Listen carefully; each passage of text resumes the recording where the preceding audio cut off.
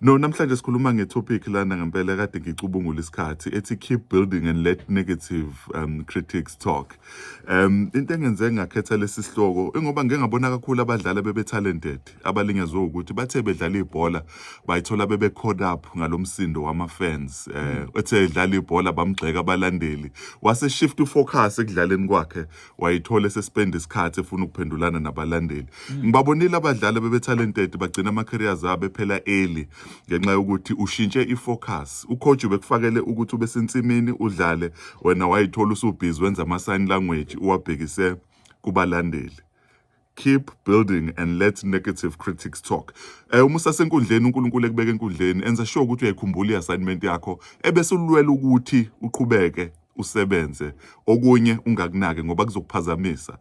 Ngidlule lapho uma ngibuka ku number 2 khona enye incwadi esiyaziyo kaNehemiah la owayekade akha khona iwall. Sithola indaba esimanga ukuthi ngenkathi bethi bakha lolu donga lolu ababelakha ngamatshe khona abantu abaningi ababe nenkinga nokwakha kwabo lolu thango lolu babe bagxeka bebabiza ngamagama bethi lolu donga lu weak, even a fox engafika iluwisa lolu donga. Whenever you are building something there will always be people abazofika basho izinto engezi but when you need to remember ukuthi wenze njani ebese uyafocusa. Masifunda lapha eBhayibhelini ngihlaba umxhwele le cause sithola ukuthi these guys decided ukuthi instead ukuthi ba focus kuma negative talks bazowenza sure ukuthi ngcono babe nezikhali abazokwakha bebe benazo so that uma kufika ama critics abafice bakha kodwa bengavesane bame ba address ama critic. I don't know right now ukuthi yini le ogxekelwa yona ubuzama ukwakha. Ngithi mina ungami ekwakheni kwakho uyithole usufocusa kuma critics ngoba ngokwenze njalo uzophuma ecebeni lakho uyithole usungaseqedanga iproject obekufanele uyiqede. Sengizoconclude lana mfethu. Ngikhule mfethu kuthiwa kumina yazi lo mfana uyimisela kodwa kubo ngoba kuyahlushekwa angeke azayo ukuyofunda etertiary. I had to keep building ngafocus ekutheni yazi ukuthini yebo lento abayishoyo iqinise ekhaya imali ayikho but irresponsibility yami itask yami ukuthi ngifunde.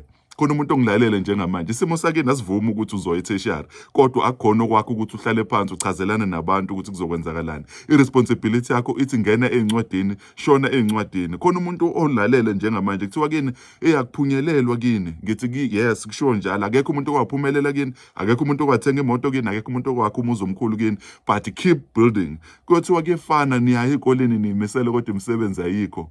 Those are negative critics akhuluma nawe. Keep building. Nanka amakhothi okugcina lana engifuna ukwavala ngayo namhlanje. Kuthiwa stop explaining your temple to those throwing stones. Build it so well that stones become part of the foundation. Eyokugcina ithi when your hands are busy building you have no time to clap back at clowns. Lena ku-Abraham Tversky. Uma izandla zakho zibhizi zakha awube naso isikhathi sokuloda ubhizi uclapper at ama clowns. God is love. Ngiyabonga. Send us your voice notes and your comments.